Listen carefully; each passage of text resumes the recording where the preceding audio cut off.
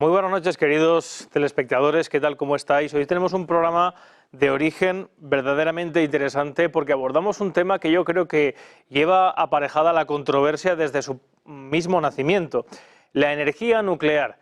El desarrollo tecnológico del ser humano, sobre todo durante el último siglo, se ha focalizado en la energía. La energía es la clave. Sin energía no hay economía, no hay producción, no hay política, se han hecho guerras, han caído países, se han roto alianzas exclusivamente por la energía. Y la energía nuclear ha irrumpido en este último siglo pasado como un avance tecnológico y, según algunos también, como una grandísima amenaza que ha abierto, como diría el sabio, la lámpara del genio, que no sabemos muy bien si vamos a poder volver a embotellar.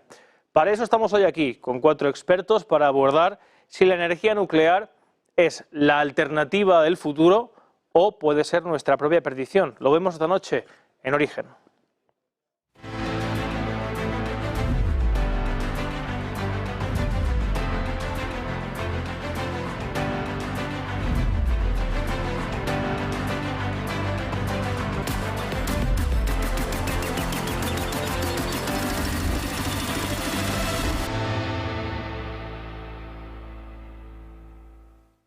Para abordar este controvertido debate sobre, repito, un elemento clave para el futuro a nivel energético, recordemos que no son pocos los países que han decidido recientemente abandonar completamente la energía nuclear.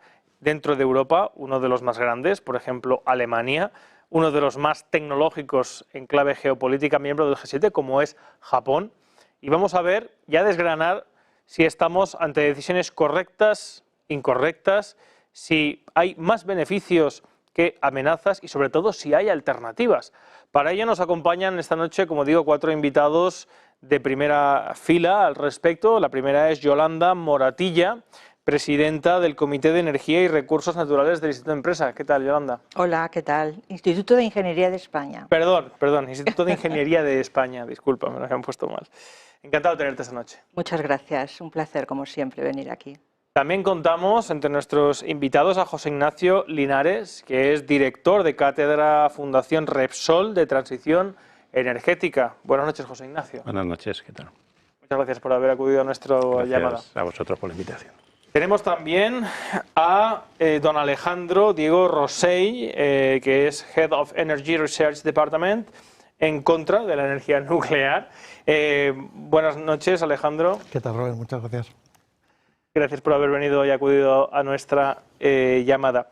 Y vicisitudes y avatares de hacer, como saben ustedes, ese tipo de programas que no es nada fácil. Y no es nada fácil reunir a tantas personas para debatir sobre estas cuestiones. Pues nos ha tocado hoy contar con Víctor Ruiz Ezpeleta. Por suerte contamos con él, pero ha tenido que ser online. Y le tenemos hoy online. Profesor de EAE Business School. Y, como digo, estará hoy online en el debate. Buenas noches, Víctor. Hola, buenas noches. ¿Qué tal? Encantado. Bueno, pues un placer tenerte también, Víctor, hoy aquí en nuestro plató, aunque sea telemáticamente. Y vamos ya sin más a presentar los diferentes puntos de vista de cada uno de los invitados. Les voy a dar un pequeño minuto para que expongan su punto de vista en términos genéricos sobre la energía nuclear y luego iremos abordando diferentes puntos que creo que son fundamentales sobre esta cuestión. Así que siguen como he empezado presentándoles. Yolanda, si quieres empezar tú. Muy bien, bueno, pues yo estoy a favor de la energía nuclear. Creo que al menos unos segundos merece la pena centrar un poco dónde estamos, que estamos en una transición energética, donde estamos yendo hacia una descarbonización, donde somos intensivos en combustibles fósiles y queremos ser intensivos en materias primas críticas. Claro, en este cambio, en este camino de la transición energética es muy importante varias cosas. El carbono, que obviamente la energía nuclear no produce carbono. El agua, que también es muy importante, no utilizar tecnologías energéticas que consuman mucho agua. Y, por supuesto, las materias primas críticas, que yo creo que ha sido el último concepto que está entrando en juego, pero que es muy importante porque, por ejemplo, en el tema de la energía nuclear, es una de las tecnologías energéticas que menos materias primas críticas consumen en su producción. Y ahora mismo todas las tecnologías energéticas renovables consumen más materias primas críticas, que vamos a tener un grave problema. La siguiente gran crisis mundial va a ser la falta de materias primas críticas, que están copadas por China y Rusia esencialmente. Y yo creo que este es uno de los puntos que menos se hace hincapié con el tema de la energía nuclear, pero que va a ser uno de los puntos determinantes. Muchas gracias. Yolanda. José Ignacio. Bueno, pues a ver, la energía nuclear yo creo que es ni a favor ni en contra, es decir, es complementaria y debe ser complementaria con otras formas energéticas. Es decir, la transición energética es suficientemente compleja como para que no exista una bala de plata, como se suele decir, una solución única, sino que es un problema con muchas aristas, y una de ellas es la energía nuclear, pero también las renovables, también la captura de carbono. Es decir, hay varias soluciones que son, muchas de ellas, perfectamente complementarias, ¿no? Comentabas antes el tema del abandono por parte de algunos países de la energía nuclear como parte de ese mix. Bueno, en muchos de ellos lo que estamos viendo es que eso lleva en paralelo la unión o empezar a consumir más combustibles fósiles. Lo estamos viendo en Alemania con el carbón, con el gas natural, en España lo veremos con el gas natural también. Es decir, es verdad que el carbón lo hemos quitado, pero en todo el PNIEC y en todas las previsiones ahí permanecen en espera los ciclos combinados que el Gobierno no quiere quitar bajo ningún concepto ninguno de los gigavatios que hay instalados, porque es consciente que va a hacer falta tirar de ellos, ¿no? Por tanto, si buscamos una descarbonización o una desfosilización, que sería lo más correcto, la energía nuclear es una aliada y, desde mi punto de vista, tampoco tiene sentido decir que sea la única solución. Es decir, hace falta combinarla con otras buscando sus ventajas, sus inconvenientes, ¿no? Una de las pegas, por ejemplo, que se le pone a la energía nuclear es el hecho de que en España no es fácil modular carga. Bueno, pues para eso están las nuevas tecnologías. Es decir, el abarcar el problema desde el punto de vista de la neutralidad tecnológica, considerando todas las soluciones, pues nos permite, por ejemplo, regular carga o regular salida eléctrica de las nucleares, por ejemplo, produciendo hidrógeno, ¿no? Que también va a ser un vector, no como almacenamiento, sino como producto que necesitará la industria, ¿no? De ahí lo de que sea un problema con muchas aristas. Alejandro. Bueno, antes de nada, esto de que contra, pro, nunca la vida es así, generalmente tan blanco y negro. En este caso, me considero crítico con la nuclear, pero no antinuclear. Creo que la nuclear tiene ciertas cosas positivas y lo ha demostrado. Durante años hemos tenido un 20% de la generación del mix español en España ha sido generado con nuclear y, bueno, pues en general no ha habido grandes incidentes en nuestro país, ¿no? Que haya habido incidentes en otro país, bueno, es un tema que hablaremos luego en ese sentido. Pero bueno, estamos en un momento en el que, sobre todo yo creo que el gran debate ahora está tan candente porque estamos ahora ya decidiendo si se prolonga la vida de estas centrales nucleares, hasta cuándo se prolonga y si tiene sentido técnico y si tiene sentido económico. Yo personalmente me considero una persona bastante práctica y mi punto de vista respecto a la nuclear y su extensión se centra mucho en que creo que estamos en un momento en el que tenemos que decidir sobre qué opciones tomar y no es nuclear sí o nuclear no, es si optamos por la nuclear y por su extensión vamos a tener que hacer una serie de gastos y de inversiones que no sé hasta qué punto tanto las eléctricas como el gobierno como por nosotros, que al final vamos probablemente a tener que pagar esa extensión, estamos dispuestos a dar ese paso de extender esta vida durante otros 10 o 20 años. Yo sí creo que hay alternativas para la nuclear, quizás estamos en una fase un poco inicial, pero sí creo que las va a haber. Y bueno, pues sí creo que se podría en un momento dado decir, bueno, pues puede tener sentido que se extienda la vida a algunas de las centrales nucleares. Ahora, no creo que haya cabida en el nuevo paradigma energético para todas las nucleares que hay ahora mismo operando en el sistema. Además, creo que bueno, no ha sido intencionado, nadie del equipo ha sido el responsable, pero hoy ha habido un apagón nuclear en Cataluña. Creo recordar que ha habido una central que ha estado fallando o ha dejado de funcionar y ha habido por lo tanto corte del suministro. Alejandro, tu punto de vista inicial, tu posicionamiento al respecto. Perdón, Víctor. Bueno, sí, bueno, yo en línea de la compañera y los compañeros anteriores, pues no todo es blanco ni negro. Yo no es que me declare ni a favor ni en contra. La verdad es que la energía nuclear es una energía que, como hemos dicho, está ahí. Está produciendo actualmente en España el 20% del suministro eléctrico, que tiene sus ventajas y sus inconvenientes que abordaremos hoy, en el que me gustaría, que seguro, ¿no?, que para eso estamos, para hacer un debate riguroso y no, digamos, político o publicitario, por decirlo de alguna manera, pero que es evidente que una energía pues muy necesaria en las últimas décadas pues apunta a que hay unos problemas de fondo que no podemos menospreciar, como son la seguridad y como son los residuos, que sí que nos tienen que hacer plantear muy seriamente si podemos prescindir, no de la noche a la mañana, obviamente, pero sí en las próximas décadas para sustituirla por otras fuentes de energía, pues mucho más, vamos a decir, limpias o seguras o de combustibles inagotables, ¿no? Y eso es lo que me gustaría que viéramos hoy. Perfecto, Víctor. Pues exactamente eso es lo que vamos a ver esta noche, entre otras muchas cosas. Pero ya, les lanzo el primer tema para que los espectadores se hagan un poco una idea. Vamos a hablar, obviamente, de lo que haya apuntado Víctor, que son los principales hándicaps que se esgrimen de la energía nuclear, como son los residuos, como es el tema de la seguridad.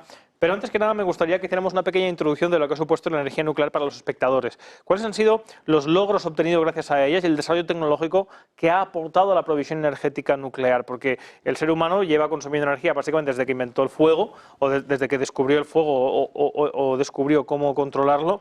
Y en el siglo XX, en el momento en el que se descubre la capacidad de la energía nuclear, ha supuesto un cambio tan significativo en nuestras vidas como pareciera, ¿o no? ¿O realmente se ha adoptado más con fines estratégicos o militares que se podían haber invertido en otros aspectos y hubiéramos llegado hoy en día a no tener este debate? ¿Cómo lo veis vosotros?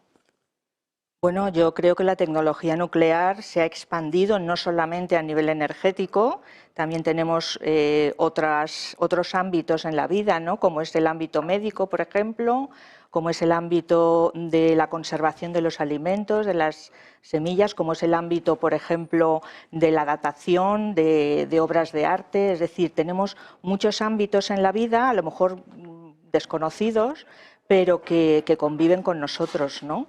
Bueno, y por supuesto tenemos la radioactividad natural de la zona donde vivimos. Entonces yo creo que es verdad que el comienzo de la tecnología nuclear es militar, pero enseguida ha pasado esencialmente a lo que nosotros conocemos como las centrales nucleares. Y yo creo que esto sí que va a ser, difiero de lo que comentaba Alejandro antes, yo creo que hay un renacimiento nuclear.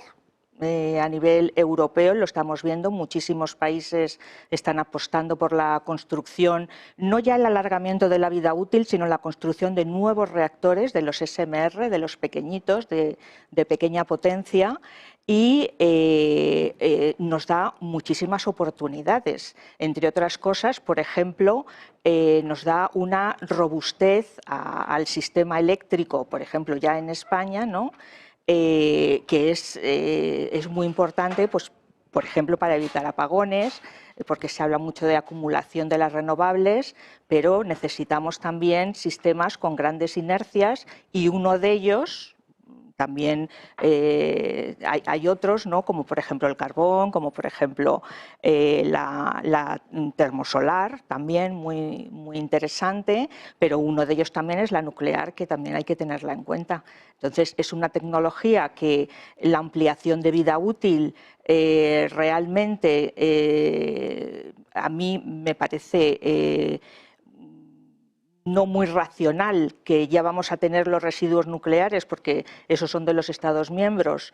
Entonces no nos genera ningún problema adicional el mantener la vida útil de las centrales actuales, y yo me plantearía si añadir, que mi opinión es que sí, deberíamos añadir en el mix energético español nueva potencia nuclear con los SMRs. pero desde luego el planteamiento de la extensión de vida útil es de las tecnologías, según la Agencia Internacional de la Energía, de las tecnologías más baratas, no contamina y nos ayuda a mantener también controlada la factura eléctrica. Pues ya llegaremos a eso. La pregunta ahora era ¿qué ha aportado la energía nuclear? El descubrimiento de la energía nuclear en los últimos 100 años, ¿qué es lo que ha aportado a la humanidad en general? No, yo creo que ya lo... No esperen a que les dé turno de palabra a partir de ahora para intervenir. Vale. No digo que en cuanto a lo que puede aportar aparte de la energía como tal, yo creo que Yolanda ya lo ha dicho, pero a mí me interesaría, por otro tema de la tecnología, resaltar que la energía nuclear no es que se pasó a la vida civil, digamos, y ahí se ha quedado, es decir, ha estado en constante evolución dentro solo del sector energético, si nos centramos ahí, ¿no? Es decir, ha habido sucesivas generaciones de reactores nucleares, la futura será la cuarta, cada uno de ellos con avances tecnológicos, dejando pues algunos que no parecían tan interesantes, avanzando hacia otros, y ahora ya, aparte de esas diferentes tecnologías que nos podemos encontrar en los de cuarta generación, que resuelven algunos de los problemas que podemos tener en la tercera, en general pues incluyen sistemas de seguridad pasivos que ya se venían incluyendo en la tercera, o incluyen, por ejemplo, una mejor economía del combustible, utilizar y poder reciclar parte de los combustibles, que en parte se pueden hacer también con los reprocesados. Y ya el último logro tecnológico, que va un poco a resolver el problema de que en Occidente nos hemos creado de haber perdido la capacidad profesional, las cadenas de suministro, para seguir construyendo reactores, porque hubo un parón en los países occidentales en los cuales se seguía explotando la nuclear, pero no se construían nuevos. Bueno, pues para poder eliminar esa carencia, pues estamos apostando, pues está surgiendo de nuevo los SMR, ¿no? Los reactores nucleares pequeños hasta 300 megavatios, que a su vez abren un nuevo abanico de posibilidades. Es decir, ahí ya se habla no solo de producir energía eléctrica, sino de producir calor a alta temperatura. Los actuales están hasta 300 grados, estos se pueden llegar a 800, y ya puedes pensar en industrias termointensivas que tengan su reactor pequeño, adecuado a su tamaño, pero de manera continua para darle calor durante todo su proceso industrial, ¿no? Es decir, que no es solo lo que conocemos habitualmente, sino que se está desplegando un nuevo panorama de tecnologías importante. Es que hablas mucho sobre, habéis hablado los dos, es un tema muy interesante, el tema de los SMRs, que no sé si es el momento ahora, pero la realidad es que ha habido muchos anuncios al respecto, pero yo no he conocido un SMR operando a nivel comercial hasta la fecha. Es más, tenemos noticias recientes de varias empresas que han apostado muy fuerte por esta tecnología y ha habido unas quiebras importantes, si no me equivoco, en Estados Unidos el año pasado.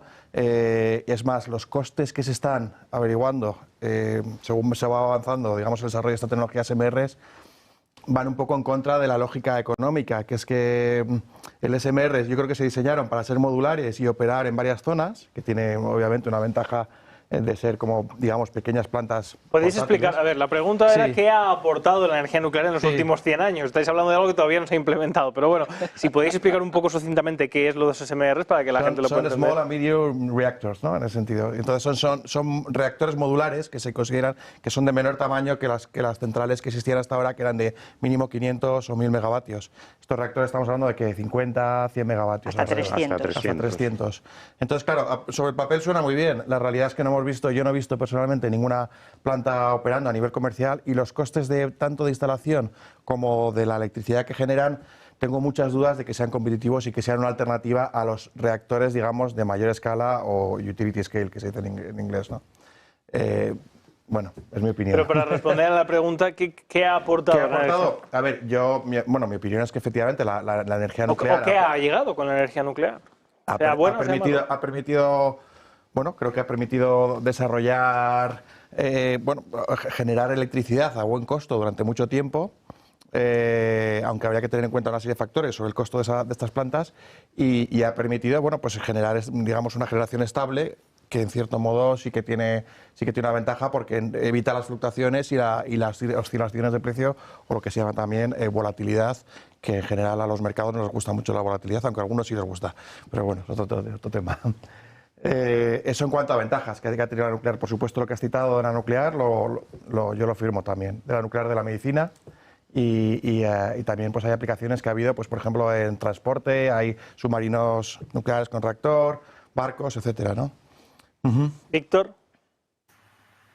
Sí, bueno, la línea de los comentarios anteriores, ¿no? Es evidente que durante muchos años y décadas en las cuales, pues, por ejemplo, las energías renovables no existían o eran muy incipientes, han sido muy bien sustituidas por la energía nuclear. También es evidente que la energía nuclear lo que ha producido es que no haya habido mayores emisiones de CO2 como, por ejemplo, hubiera habido si hubiéramos quemado más carbón o más gas. Entonces, en ese sentido, pues podemos decir que la energía nuclear ha contribuido positivamente, ¿no? Lo que pasa es que también es verdad que han sido unas plantas, unas centrales pues muy grandes, que veremos, como comentabais, ¿no? El tema de los SMRs, cómo va a evolucionar en el tiempo, que los costes son más altos de lo que puede parecer en un principio, porque está el coste de la construcción de la nuclear, luego el desmantelamiento, etcétera. Es decir, que todo el ciclo de vida aumenta un poco el coste, pero sin duda, respondiendo a la pregunta de qué ha conseguido, pues todas las cosas que vosotros habéis mencionado, ¿no? Sin duda.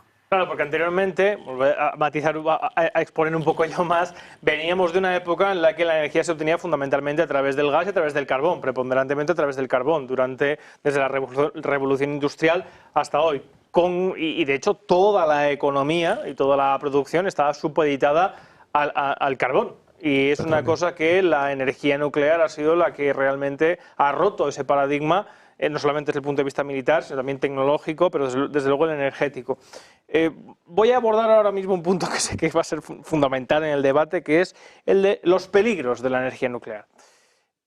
Porque desde luego países como Alemania, países como Japón, pues no abandonan, ¿no?, esta energía que tiene muchos puntos a favor y que vamos a debatir también esta noche sobre ellos, si es tan barata, si es tan eficiente, si tiene tantos puntos positivos, pero sin embargo países como Japón han tenido, o sea, ya no digo solamente por poner el arquetípico caso de Chernóbil, ¿no?, el accidente nuclear considerado el más grave históricamente, pero que, bueno, hay ciertos aspectos políticos que siempre juegan a la hora de explicar el fenómeno de Chernóbil, pero el incidente de Fukushima sí que fue un incidente, bueno, en un país desarrollado, un país del primer mundo, un país tecnológico y un país que había puesto una serie de medidas de seguridad que hoy en día operan en reactores nucleares como los que tenemos en España, que por circunstancias, como sucede muchas veces en la humanidad, sobrevenidas y por aspectos naturales que muchas veces no somos capaces de prever, se descontrola y tiene una serie de consecuencias devastadoras y catastróficas que todavía no sabemos bien cuál será el alcance y ha llevado incluso a este país a abandonar este tipo de energía. Así que yo ahora abro este melón. ¿Cuáles son los peligros de la energía nuclear? ¿Es realmente ese genio de la lámpara que una vez descorchado puede actuar de manera imprevisible y generar un daño inconmensurable? ¿O sí que podemos realmente llegar a domar al 100% esa energía nuclear? Vale, sí, mira, sí. Perdón. 100%, pocas cosas se doman 100% o se controlan al 100%. Siempre hay digamos, un factor de aleatoriedad o de suerte, digamos, en muchas cosas, ¿no? o de factores que no controlamos. En este caso, por ejemplo, lo que citabas de Japón es uno de ellos. En Japón se juntaron un terremoto de fuerza 9, no sé si me equivoco, con un tsunami que llegó a la planta nuclear y que apagó los reactores de backup, de soporte que tenía la nuclear para cuando se había caído la tensión eléctrica poderla mantener en el funcionamiento. O sea, con lo cual fue una tormenta perfecta que se juntó y afectó a esto. El sector nuclear, y creo que tienen razón, incide en que el sector nuclear es uno de los que más medidas de seguridad y que son más estrictos con la seguridad existe a día de hoy. Y estoy de acuerdo, lo confirmo. Pero precisamente supongo que porque las consecuencias de un accidente... Las consecuencias son, pues las hemos visto, ¿no? Que hay muy pocos accidentes, cierto. Que las posibilidades de que haya un accidente son mínimas, cierto. Pero cuando hay uno, las consecuencias son bastante inesperadas y llegamos al punto de que, bueno, pues en Japón supuso un cataclismo económico, bueno, se cerraron todos los reactores nucleares, ahora están volviendo pero llevan, digamos, 12 años con un montón de plantas nucleares que estuvieron cerradas y luego el impacto que ha tenido, pues eso, digamos que amplias zonas cercanas a la central nuclear se quedan sin poder utilizar durante mucho tiempo. Son ciudades enteras que no se pueden habitar durante muchos años, ¿no? Son impactos muy considerables, aunque muchas veces se hace la comparación de cuántos mueren por la nuclear, cuántos mueren por el carbón, etcétera. Eso también estoy de acuerdo, que no tanta gente muere por la nuclear, pero son impactos tan potentes, tan poderosos y además generan un efecto, digamos, de miedo en la población, que por eso precisamente los tratan de controlar al máximo posible. Con lo cual, mi conclusión ¿es segura? Sí, pero hay casos en los que hay accidentes. Y además, conocemos el caso de Fukushima, conocemos el caso de Chernobyl, pero también ha habido casos en accidentes en submarinos nucleares. Estuvo Three Mile Island, recientemente el caso de Zaporilla. No ha habido un accidente grave, de momento, y toquemos madera, pero se está utilizando como un arma entre Rusia y Ucrania. O sea, tenemos que están, como dicen en inglés, weaponizing, utilizando como un arma una central nuclear. Es algo, a mí me parece preocupante en ese sentido. ¿Tú crees entonces que es un riesgo que vale la pena no correr? ¿Vale la pena buscar alternativas para no correr ese riesgo? A ver, creo que es un riesgo asimilable, pero si tuviéramos alternativas que no generaran ese riesgo y que permiten generar a bajo coste y con baja huella de carbono o impacto ambiental, yo creo que yo optaría por esas alternativas. Repito, no esperen a que le dé el turno de palabra para intervenir. A partir de ahora el debate es libre, siempre. Y a ver, yo sobre el caso de Fukushima, yo creo que para no confundir a la audiencia conviene aclarar un poco los temas, ¿no? A ver, Fukushima era una central occidental totalmente, un diseño radicalmente diferente al de Chernóbil. No hubo ningún muerto por radiación en Fukushima. Lo que es la radiactividad quedó contenida cuando hubo que refrigerar con agua de mar, que se inundó todo el reactor, quedaron contenidos en unos tanques que se están liberando, puede que sea a lo largo de 30 años, para que no haya una crecida importante o más allá de lo natural de tritio y demás contaminantes en las aguas cercanas. Por tanto, por ser una central de diseño occidental, es verdad que con el fallo de haber dejado los grupos de backup, los grupos electrógenos de refrigeración fuera del edificio de contención, pues eso se los llevó el tsunami. Pero pudo reaccionar perfectamente ante eso y a partir de ahí empezaron a haber una serie de contramedidas y ya digo, muertos por radiación en Fukushima, 0. Bueno, pero por razón directa no, pero por ejemplo el director de TEPCO, que sí que estaba, el director entonces de operaciones de TEPCO murió 2 años después de cáncer, y muchas personas también de TEPCO que fueron los que tiran los cables para después traer corriente y todo eso. Bueno, y también de cáncer podría morir sin ver eso. O sea, quiero decir, está acreditado que las muertes por radiación de Fukushima fueron 0. Caso distinto es Chernóbil. Chernóbil era una central que no tenía esos niveles de seguridad, que no tenía edificio de contención para empezar, que además se operó, hombre, no digo buscando un accidente, de hecho la operaron, o sea, el accidente se produjo porque estaban intentando averiguar si en un transitorio la inercia de la turbina sería capaz para mantener precisamente ante un accidente la generación suficiente para que se pudiese seguir refrigerando el reactor.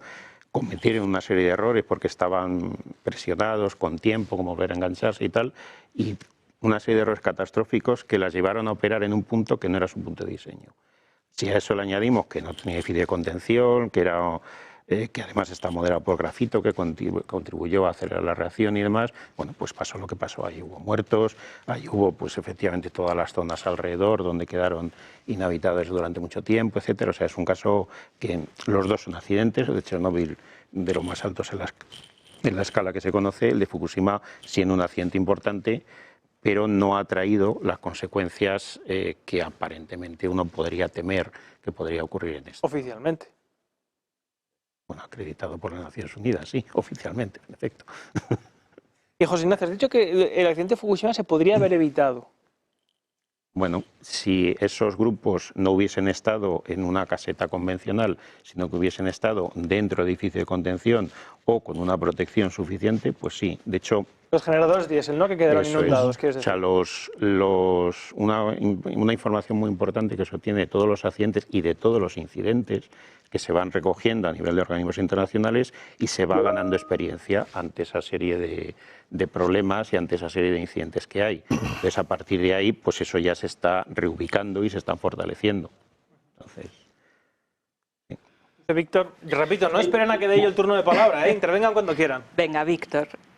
Sí, bueno, nada, a mí más que nada me gustaría complementar, ¿no?, lo que estabais diciendo, y sí que es verdad que los accidentes pues están ahí y es un cuadro pues muy negativo y muy catastrofista, pero como también habéis estado diciendo, la tecnología cada vez es mejor, es algo muy esporádico y no tiene nada que ver pues las centrales de ahora ni las medidas de seguridad con el accidente de Chernóbil. También podríamos poner ejemplos de otras cosas y otras tecnologías, pero yo creo que el problema principal es el tema de los residuos, ¿no? Yo creo que el tema de los residuos sí que es el que realmente preocupa más a la sociedad entendida o preocupada con un mínimo de rigor, sin dejarse llevar por los sensacionalismos.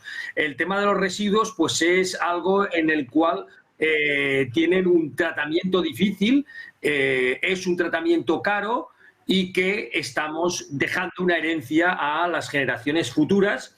Que, bueno, sí, es verdad, también nosotros tenemos herencias de generaciones pasadas de CO2 y de tala de árboles, etcétera, etcétera, pero claro, con nuestro conocimiento ahora, dejar esa herencia a las futuras generaciones, pues yo creo que sí que es un motivo de debate interesante para saber si vale la pena seguir apostando, no eliminarla, porque como lo hemos dicho y seguiremos diciendo, no se pueden eliminar algo que es muy importante en las sociedades de la noche a la mañana, pero sí replanteárnoslo para un futuro inmediato. Y además está el tema de la seguridad, que como habéis dicho, no de la seguridad de accidentes, sino de la seguridad de ataques o de conflictos bélicos, etcétera, que como estamos viendo, por desgracia, pues una situación geopolítica inestable, pues tristemente también se utiliza como arma, ¿no? Y eso pues también es una desventaja de este tipo de energías.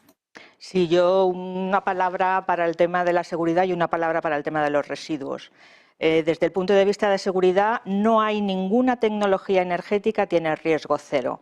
Y aunque es verdad que la nuclear es una de las tecnologías más seguras o donde más se invierte en seguridad, pero riesgo cero no hay, porque te viene un avión, se estrella contra la central y ya está. Pero también tenemos, por ejemplo, en la minería a nivel mundial hay muchísimos muertos que se producen, por ejemplo, en algo que es absolutamente necesario para, pues, por ejemplo, para hacer la transición energética, ¿no? Necesitamos para la movilidad sostenible los nuevos minerales críticos, necesitamos para las nuevas tecnologías energéticas, la solar, la eólica, necesitamos nuevos minerales, vamos a necesitar mucha más minería y todo esto también pues tiene sus peligros, ¿no? Pero también con respecto al tema de los residuos, es verdad que también tenemos tecnología que no solamente lleva a la seguridad de las centrales nucleares, sino también en el tema de los residuos. Por ejemplo, es verdad que en España hemos apostado por el ciclo abierto, pero también existe el ciclo cerrado, que es el reprocesado del combustible nuclear, que para que nos entienda todo el mundo es reciclar el combustible nuclear y crear nuevo combustible nuclear a partir del combustible nuclear usado. Pero no solamente tenemos esta opción, que además disminuye muchísimo el volumen de residuos nucleares que tendríamos que guardar, sino que también reduce la radiotoxicidad. Es decir, el número de años que permanece radiactivo y peligroso también se reduce mucho con el reprocesado. Pero también tenemos la cuarta generación nuclear que va a utilizar como combustible los residuos nucleares actuales. Eso también es una tecnología que cuando se implemente pues va a ser muy interesante para el tema de poder controlar el tema de los residuos nucleares, porque tenemos que reconocer que es una tecnología que tiene poco volumen de residuos nucleares en comparación con otras tecnologías energéticas. De eso vamos a hablar ahora, de si es limpia, no limpia, del tema de los residuos, pero me gustaría incidir en el tema de los peligros de la energía nuclear, porque es fundamentalmente la característica sobre la cual muchos países deciden abandonarla, no solamente por el tema de los residuos, de lo cual quiero hablar ahora, sino también, ya no solamente también por los accidentes, sino porque realmente entiendo que para tener una central nuclear hay que destinar toda una serie de medios para contener y para prevenir que no suceda un accidente. Sí, a ver, tienes que dedicar muchos medios y de hecho los medios cada vez son más exigentes en ese sentido. Si no me equivoco, sobre todo a raíz del accidente de Fukushima, buena parte de las centrales nucleares decidieron parar a revisar sus medidas de seguridad, no solo en Japón, sino en otros países. Eso supuso una inversión y unos sobrecostes muy altos que al final se reflejan en el coste de generación. Y este coste de generación, a día de hoy, con las centrales nucleares, sobre todo partiendo de cero, hay un tópico que siempre se ha dicho durante muchos años, que es la energía más barata, pero a día de hoy no lo es. Y tiene que ver en parte con la seguridad, con las medidas de seguridad que se están implementando, más luego hay otros factores como por ejemplo el coste del procesado y de los residuos y su almacenamiento o reprocesado, etcétera, que eso también de alguna manera debería reflejarse en el coste de la generación. Ese es el siguiente bloque que voy a abrir con vosotros, que es el tema de, más allá de los peligros, ¿es cierto que la energía nuclear es tan barata o es la más barata de todas las energías y es la más limpia de todas las energías? Que estabas apuntando sí, ya. No, yo lo tengo claro. A día de hoy, Víctor. Y hay varias fuentes, entre ellas la propia Agencia Nuclear Internacional, que dan cifras sobre los costes de generación de plantas nuevas, y los costes de generación a día de hoy están muy por encima de plantas como pueden ser la eólica o la solar. Digamos, lo que cuesta instalar una nueva planta y operar durante toda su vida, la inversión que tienes que hacer es entre 4 y 5 veces menor para una planta solar y eólica que para una planta nuclear. Otro tema es cuánto cuesta seguir operando una planta que ya está instalada hace 30 o 40 años. Ahí los costes de operación, de mantenimiento, se llaman costes marginales de operación, son menores para una nuclear, son competitivos, aún así están en el rango, las cifras que tengo yo, están en el rango de los 30, 35 euros por megavatio hora, que también están muy cercanos a los costos de generación con solar y eólica. Con lo cual, digamos, ese argumento de que la energía nuclear es la más barata ha cambiado por dos motivos. Uno, la energía solar y otra la eólica, que antes eran caras y ahora no. Y han bajado y actualmente son las fuentes de generación más ¿Tú crees, baratas. Alejandro, que ahora mismo es cara la energía nuclear respecto a otras alternativas? No es que lo crea yo, es que lo dicen muchas fuentes. Lo dicen lo que es estudios de la Agencia Internacional de Energía, lo dice la AZAR, lo dice la propia Agencia Nuclear. Hablan de costes que tienen y cuando se comparan, digamos, en su vida útil, y además no te estoy diciendo solo de España o tal, hoy en día está muy por encima. Otra cosa es que se decida apostar por instalar una nuclear en ciertos países, pues porque interesa tener la nuclear y porque interesa pagar ese sobrecoste, que por cierto tiene unos costes iniciales muy elevados, mucho más elevados que la instalación de renovables a día de hoy. Yo creo que lo ha explicado muy bien, es decir, hay dos bandas de costes diferentes, ¿no? Por una parte está lo que se llaman nucleares de vida extendida, que son aquellas que han llegado al final de su vida de diseño, de los 40 años, pero que todavía con unas pequeñas inversiones, comparado con lo que sería una inversión de cero, pueden operar entre 10 y 20 años más, y durante ese periodo de operación extendido estamos pues eso, prácticamente equiparadas o comparables con las renovables, entre 30 a 30 y pocos euros por megavatio hora, ¿no?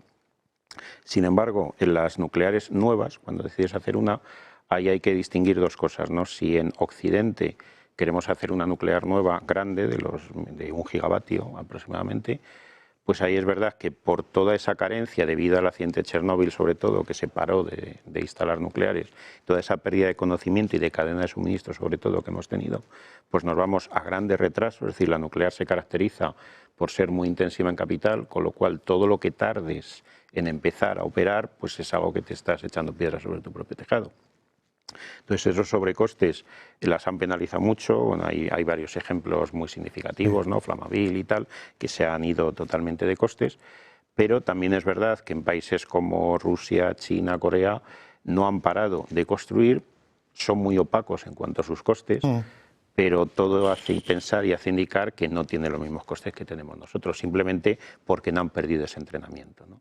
Y ahí es justo donde la respuesta de Occidente para tratar de ver eso ha sido los SMR, es decir, los reactores modulares pequeños, donde la clave está en que sea modular, que casi se montan en fábrica y se pueden reproducir.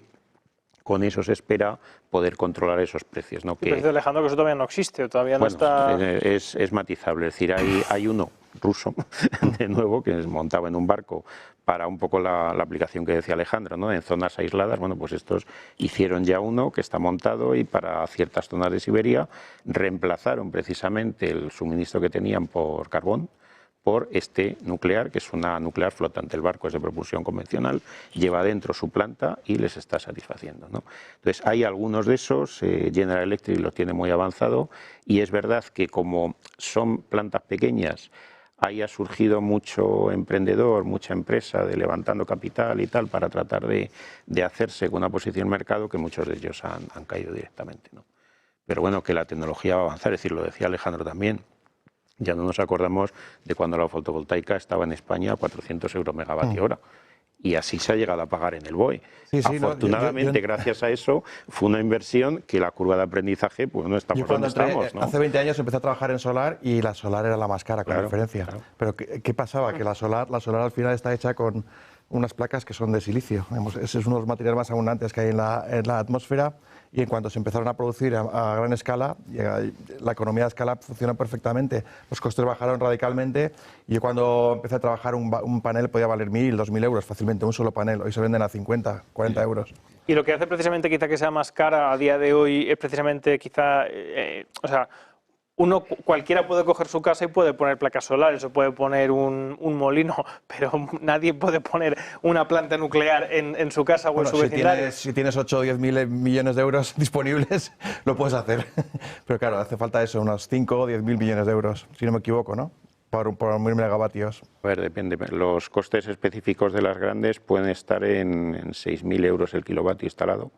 De los SMR se espera que sea menor, y de hecho sí se espera, como he dicho antes, que en industrias que requieran calor, por ejemplo, ya se abre una posibilidad, no solamente electricidad, sino otros usos, pues que los puedas tener, o producción de hidrógeno o algo así. Entonces, ¿vosotros creéis que se podrá llegar al momento en el que tengas un reactor nuclear como el que tiene el calentador de gas en casa? A ver, hasta ese extremo no, pero para un barrio, o sea, de hecho hay eso en los países del este se hacía mucho, de hecho Chernobyl, por ejemplo, lo tenía, que cogeneraban para las poblaciones locales, les producían calor. El calor de distrito, que se llama. Eso es. Lo que pasa es que en el futuro se espera que en vez de estar a 100 grados vapor, que ya puedas tener calor útil para una industria, ¿no? Y por eso ha surgido esa pléyade de empresas alrededor de todo esto, buscándole otras aplicaciones, no solo a la generación eléctrica, ¿no? Que de hecho Sí, hay un tema, Rubén, que es importante, que es que hoy en día se hace mucho hincapié en que países como China siguen instalando, es cierto, pero son casos en los cuales el propio Estado está detrás, financiando estas plantas y además dando una garantía, digamos, financiera estatal. Da igual que sea antieconómico, ¿no? ¿Quieres decir? Hoy en día no hay empresas privadas que sean capaces de abordar la instalación o el desarrollo de una planta privada, o sea, de una planta nuclear, que tienen que invertir 5 o 10.000 millones de euros, y además con los retrasos que están teniendo. ¿5 o 10.000 millones? Sí, entre 5 a 10.000 millones de euros o de dólares por un reactor de unos 1.000 megavatios, si no me equivoco. Sí, ya te he dicho el ratio de 6.000 a 8.000 euros por kilovatio. 6.000 millones. Y hay que ponerlos teniendo en cuenta el riesgo que también supone los retrasos en la construcción. Como has citado antes, ha habido varios casos. Las 3 últimas centrales que ha habido en Europa, que eran Flamanville, Hinkley Point en Reino Unido y Olkiluoto en Finlandia, de media han triplicado los costes iniciales y también han triplicado el plazo de instalación. Esto que supone que cualquiera no puede abordar la instalación de se habla mucho de anuncios, de promociones, etcétera, pero otra cosa es que se lleven a cabo. Bueno, pero yo aquí quiero poner otro matiz, que sería, si no tenemos nuclear, tendremos que tener acumulación. ¿Y cuánto vale la acumulación? Bueno, estamos hablando de la nuclear, pero bueno, ahora... No, me refiero, si quitamos la nuclear, que un poco sería el debate, ¿no? Bueno, pues cerramos todas las nucleares y entonces ponemos solamente renovables. Obviamente tiene que ir con la acumulación, con grandísimas baterías, que volvemos a tener el problema no solamente del precio, que habría que, no sé cómo, sufragarlo, ¿no? Y además el problema que vamos a tener con las baterías de nuevo, los materiales críticos que no los tenemos en Europa y que los vamos a tener que traer de China, muy probablemente. Y bueno, y China geopolíticamente ya está advirtiendo de que esos minerales son muy estratégicos para su estado y que en un momento dado nos los pueden cortar. Y entonces estamos basando toda la transición y estamos quitando una tecnología que no depende tanto porque ni es intensiva en minerales críticos ni contamina. O sea, la nuclear es de las que menos intensiva es en minerales críticos y lo estamos cambiando por tecnologías que van a ser intensivas en minerales críticos. Eso también va a subir mucho el precio. Tengo mis Es decir, no va a ser barato. Desde luego, barato no va a ser. ¿Te refieres que no va a ser barato el sustituir? El reemplazar. Alemania lo optó por esto, ha sido muy polémico y muchos estados se la han echado encima de cómo ha tomado esta decisión que parecía irracional. La realidad es que el año pasado cerraron los últimos 6 gigavatios que había de nuclear operando y todo el mundo decía, van a subir los costes, van a subir la huella de CO2, va a aumentar el consumo de carbón, el consumo de gas, y no ha pasado. En este año se ha reducido el consumo de combustibles fósiles, el precio del pool ha bajado de 90 euros a 60 y ¿qué más? Y además la huella de CO2 se ha reducido también. Bueno, hay gente que dice, bueno, es que está importando energía, efectivamente está importando, entre ellos probablemente parte de Francia, pero bueno. Pero claro, era importante para Alemania cuando adoptó esta decisión porque Alemania contaba con el Nord Stream 1 y con el Nord Stream 2. Cuando contó con una mala provisión. Sí. Y no pensaba que nadie se los fuera a volar por los aires. Sí, ahí les han pillado, digamos, con el culo al aire, que se dice. Víctor, tú interven cuando quieras, aunque no estés aquí presencialmente. Sí. Sin problemas, no, sí, yo estoy en línea porque realmente los datos ahí están, ¿no? Y nos ha comentado el tema de los impuestos también, ¿no? Que también encarece la producción de energía nuclear en mayor medida respecto a las otras, ¿no? Y es verdad que, por ejemplo, en España, este debate ahora de seguir aumentando las tasas a las centrales productoras nucleares, pues está generando pues una polémica, ¿no? A las empresas productoras porque las hace menos competitivas. Entonces, bueno, ahí pues se mezclan diferentes temas y como comentabais, pues es así, ¿no? Es decir, que si necesitamos baterías, pues eso va a encarecer el producto y yo creo que el debate no es ahora el cortar las centrales de la noche a la mañana, como comentábamos, ¿no? Es decir, tenemos unas centrales, tenemos un 20% ahora mismo de suministro por central nuclear que no podemos darnos el lujo de eliminarlo y va a ser así, pero sí que en línea con lo que queremos para las próximas décadas, pues hay otras tecnologías, no sé si lo comentaremos más adelante, ¿no? Como quizás el tema de fusión nuclear, ¿no? Que ahí pues puede ser un hito importante en la humanidad, ¿no? Que eso sí que podría dar un salto si realmente fuera posible. Vamos a hablar inmediatamente de otro bloque que es el de alternativas, que supongo que va a dar también mucho que hablar, pero me gustaría que incidiéramos también en estos aspectos, ¿no? que derivan al final de la peligrosidad. El tema de la limpieza, porque se ha dicho de aquí, se dice que la energía nuclear es la más limpia que hay, sin embargo, es verdad que genera unos residuos que hasta ahora algunos países han optado por enterrar en minas, por dejar en descampados y no se sabe muy bien cómo se van a poder tratar en el futuro, o no se sabe todavía, corríjame si me equivoco, cómo se va a poder abordar el tema de los residuos nucleares. Correcto. Bueno, a ver, no sé si recordáis, en los años 80 yo recuerdo pequeño que los tiraban al mar en unos contenedores. Ahí estaban estos chicos de Greenpeace, aquello era muy polémico, pero bueno. Hoy en día, pues, bueno, no se hace esto, por suerte, y se supone que hay nuevas tecnologías. La realidad es que es muy polémico y complejo, y es una decisión política muy complicada el decidir dónde vas a almacenar esos residuos. También se coge a países del tercer mundo y se les dice, oigan, tengan ustedes por una módica cantidad de dinero y se hacen cementerios nucleares. Sí, sí. Hay que decirlo, hay que decirlo. Eso no se puede hacer, ¿eh? Eso está prohibido. Bueno, en cualquier caso, siempre estamos aquí. Hay uno de los, hoy en día, de los casos que nos afectan es lo que se llama el nimbismo, ¿no? Not in my backyard, ¿no? En mi patio. Nadie quiere tener o casi nadie quiere tener un un almacenamiento cementerio, un almacenamiento de residuos cerca, ¿no? Quitando, bueno, de hecho por eso van a zonas, digamos, muy despobladas o que no tienen apenas recursos, porque ahí se supone que tiene menos rechazo de la población. A ver, es un problema. Yo ojalá que se pudiera reciclar o reciclar, como decías, y utilizar como combustible, pero bueno, estamos hablando de los reactores de cuarta generación.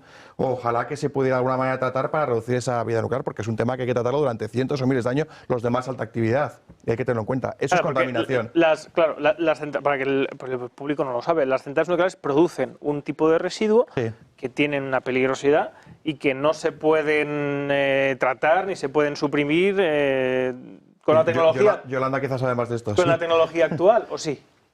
Sí, a ver. Vamos a ver. Primero tiene una gran ventaja y es que toda la contaminación, toda la emisión que emite, sabes dónde está.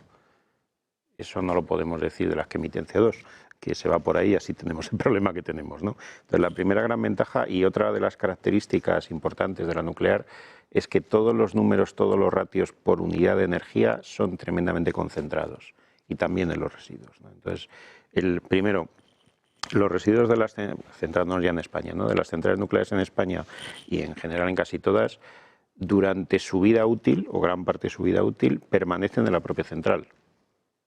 Mientras están ahí se están refrigerando, están decayendo y van, digamos, perdiendo sobre todo el calor principal que dificultaría su gestión. A partir de ahí, algunas de ellas los sacan de esas piscinas donde están y los tienen en almacenamiento en seco a la intemperie, ¿vale? En unos contenedores estandarizados, seguros y que están probados que pueden funcionar y que pueden hacer esa función. Así está, por ejemplo, en Trillo, ¿no? Y luego la gestión, la solución, si no se hace reprocesado, es decir, lo que llamaba Yolanda de ciclo abierto, la solución es guardarlo en una estructura geológica convenientemente estudiada, visto que el entorno que tiene es estable, etcétera.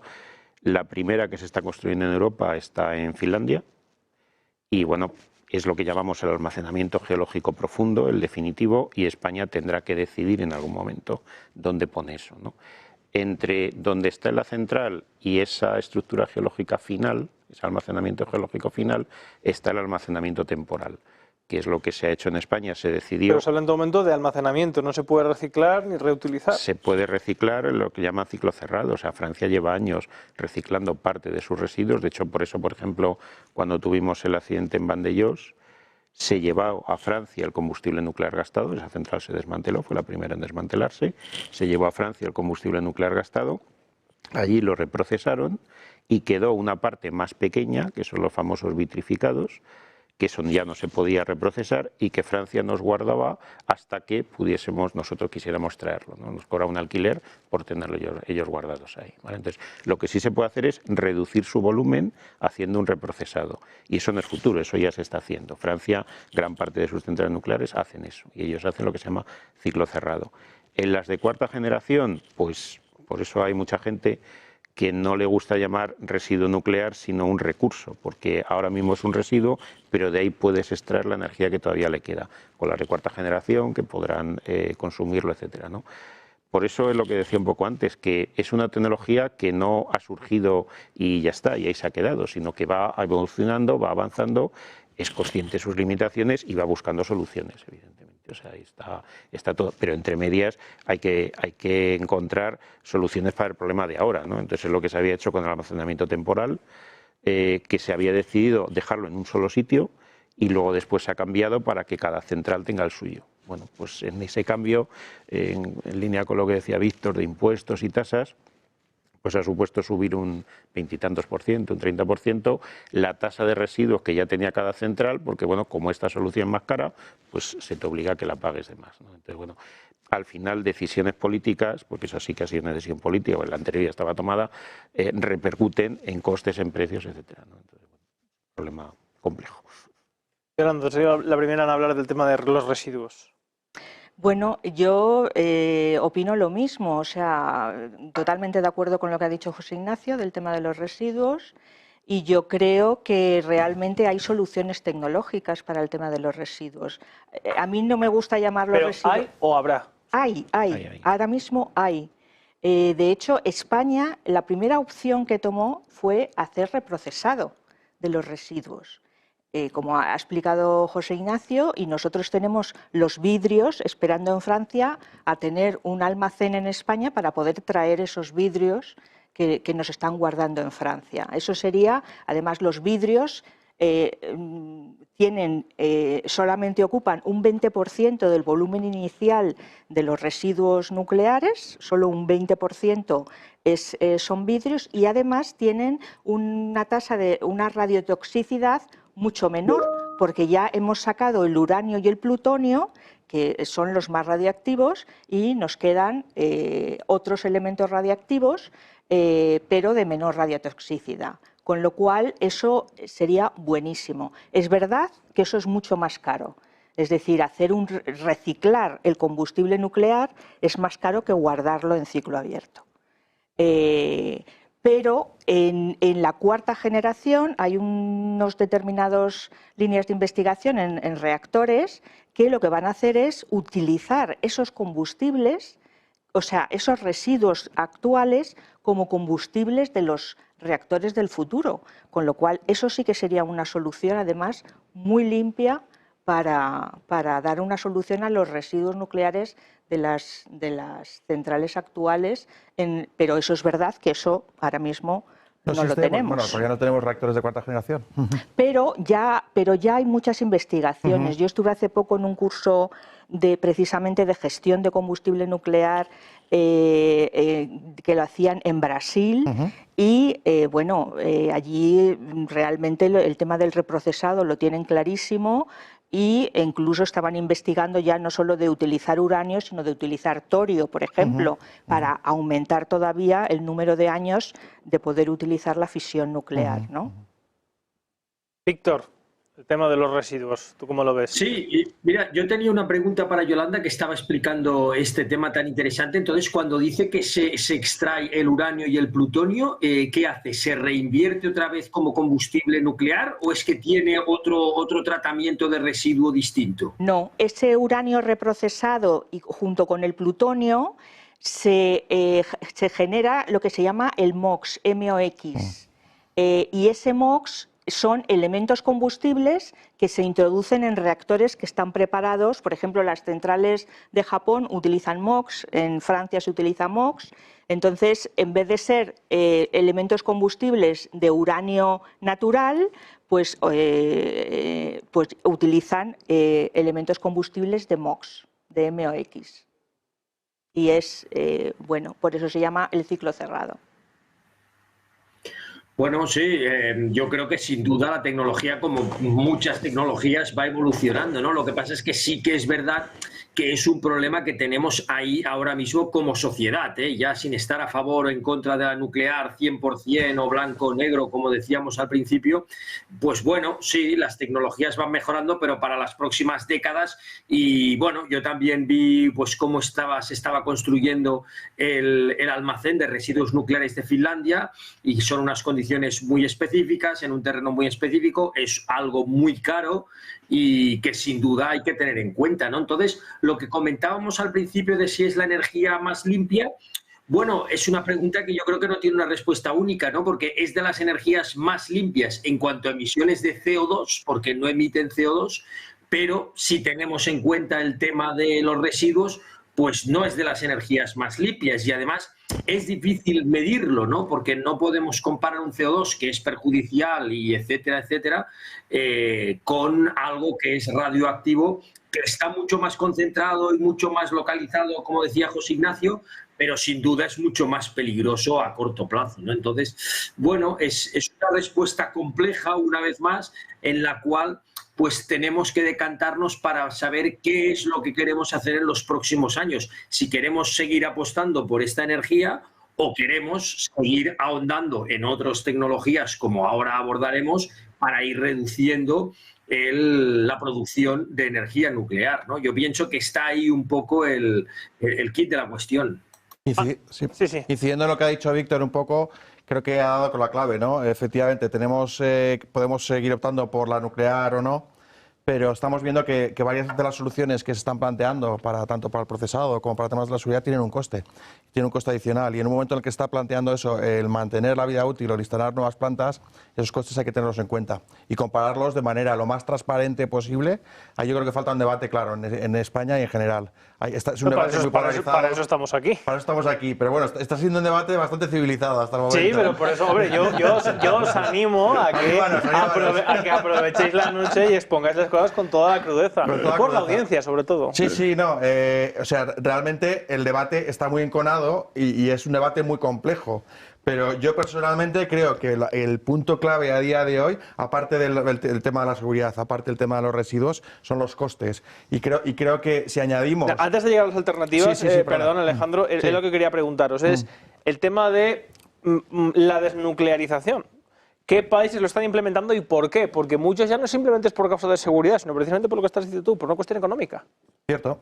A ver, en España, se ha tomado esta decisión, que yo creo que tiene una parte de mezcla política y también detrás están, yo creo, las eléctricas ahí, haciendo un juego un poco de intereses. Hay unas que quieren más, otras que quieren menos. Bueno, en cualquier caso, en Estados Unidos ha habido muchos reactores que han cerrado simplemente porque no compensaba económicamente extender su vida útil. Y esto es así, esto es una realidad. No tienen un plan de cierre, digamos, de tienen que cerrar en 40, 50, 60 años, sino que, bueno, está planeado o diseñado la planta con una vida útil de 40, 45 años. A partir de ese momento, si quiere extenderlo, tiene que hacer una serie de reformas a un diseño que tiene 40, 45, y esa inversión no le compensa al propietario, lo que llaman ahí utility, ¿no? Esto mismo está pasando en otros sitios. Y entonces el debate que está habiendo es, ¿extendemos esta vida útil? Digo, vale, sí, pero el tema es que las eléctricas ya han dicho que no quieren ellos invertir de su dinero para mantener, digamos, las eléctricas en España, para mantener las 5 centrales que tenemos, digamos, porque no les saldrían los costes. Los costes de operación ahora mismo son mayores que los ingresos que obtienen. Entonces, están pidiendo ayuda. Están pidiendo ayuda para que se pueda mantener de manera económica viable y esa ayuda, ¿quién la va a pagar? ¿La van a pagar? Ayuda significa intervención o subvención estatal. No sé, a no ser que lo pague, no sé, no sé quién, o algún inversor, alguna alma bendita, pero no creo que nadie venga a poner 5.000 euros así alegremente. El Banco Mundial lo va a hacer. Entonces, bueno, obviamente necesitan que hacer unas inversiones y que los costes yo no los tengo muy claros, pero que son elevados. Y si están dispuestos a hacerlo y hay un consenso en la sociedad de que queremos obtener 10 años más nucleares, adelante, pero el tema es que hay que pagarlo. Eso lo tiene que saber también el común de los ciudadanos. A ver, yo creo que, de hecho lo has dicho tú antes, ¿no?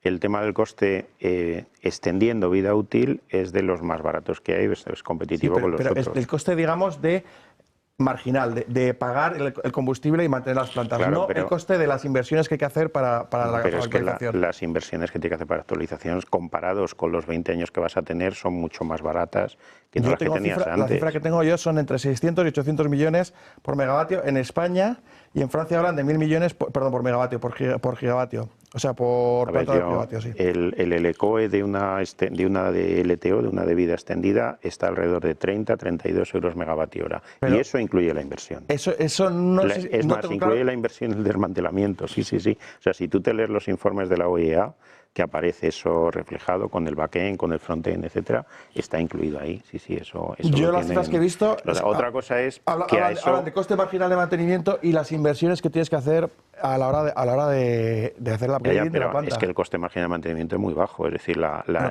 inversión es lo que estás metiendo. Por eso que es realmente bajo. Es decir, proporcionalmente ahí sube más porque la inversión realmente ha bajado mucho.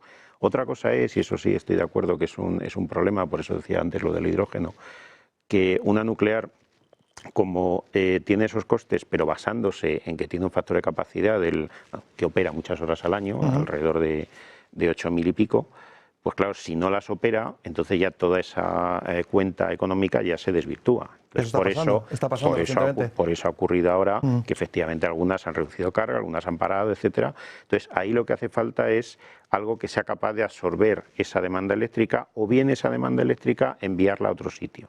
Por eso mencionaba yo lo del hidrógeno, es decir, como las diferentes tecnologías, y no nos podemos olvidar de las demás, van evolucionando, una posibilidad de que el reactor no pare y por tanto pueda seguir manteniendo sus costes es que produzca dos cosas: electricidad cuando la puede colocar en el mercado o hidrógeno, no para del hidrógeno volver a hacer electricidad luego, que eso es ruinoso, sino hidrógeno para los consumos de hidrógeno que vamos a tener preferentemente industriales, ¿no? Entonces, con esa salida sí que es posible mantener el reactor operando, no tener que parar, no tener que cambiar los ciclos de combustible y mantener esa competitividad económica que hace falta, ¿no? para poder Alejandro, ¿cómo lo ves? A ver, yo veo que este punto de vista que acabas de citar se está planteando también desde el punto de vista de las renovables. Le está pasando lo mismo, Claro. que están llegando a un punto en el que está instalando tanto que en las Que no centrales cabe. del día, cuando hay mucho sol, no cabe más. Y entonces, ¿qué es lo que pasa? Que tienen que poner un tope, tienen que hacer lo que se llama restricciones técnicas, que es reducir esa cantidad de solar o esa cantidad de eólica, porque no hay demanda suficiente para todo esto. Pero es que sobra generación de las renovables, sobra generación de las eólicas, sobra generación en ocasiones de... Pues, bueno, hay luego poca están demanda, parando, sobra de centrales todo. de gas, está bajando mucho el consumo de gas. Entonces, eso está cambiando un poco el paradigma. ¿Qué pasa? Aquí sí que veo yo que están peleando, estas dos tecnologías, están peleando la nuclear y las renovables, que se habla a veces de que son complementarias, pero en este caso están peleando por el mismo pastel, el mismo trozo del pastel. Y no hay pastel, yo creo, para todos. Esa es mi duda. Entonces, por eso digo yo que hasta qué punto tiene sentido económico el mantener centrales que no sean rentables. También es verdad que todo esto Sí nos que puede afectar a todos, Sí ¿no? que se dice, por ejemplo, que si se quitaran las centrales nucleares que tenemos en España, habría cortes de suministro. No, yo no estoy de acuerdo. En Alemania se quitaron, no ha habido esto, y son 7 gigavatios. Actualmente en España tenemos 108 gigavatios. Entre ciclos combinados, renovables, etcétera. Es cierto que si se hiciera de golpe habría que sustituirlo probablemente con gas, Eso es. contamina, estoy de acuerdo, os doy la razón, pero la idea es no hacerlo a todo correr. Y es más, yo personalmente incluso abro la puerta a que alguna central nuclear siga operando si es rentable. Pero porque está muy bien que tener una carga base de nucleares que te están generando el 90% del año plano, me parece muy bien. Pero a día de hoy es que no hay pastel para todo y ahora está decidiendo un poco qué va a pasar con todo esto, porque cada vez hay más renovables que ocupan entran en ese espacio y están peleando, digamos, las dos tecnologías por llevarse. Pues habéis hablado ya de renovables, de gas, vamos a hablar de alternativas, pero después del corte publicitario. Volvemos enseguida en Origen.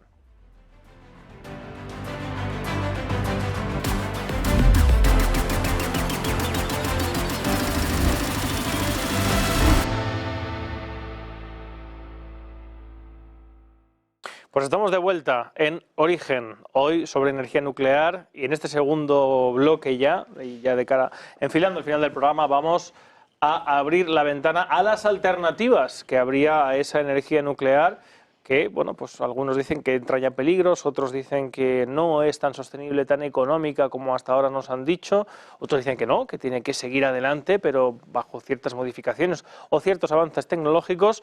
Lo fundamental es, ¿hay alternativas a la energía nuclear? ¿Qué alternativas hay? Sobre todo, ¿son las mejores? ¿Son mejores en limpieza, en seguridad, en rentabilidad a la energía nuclear?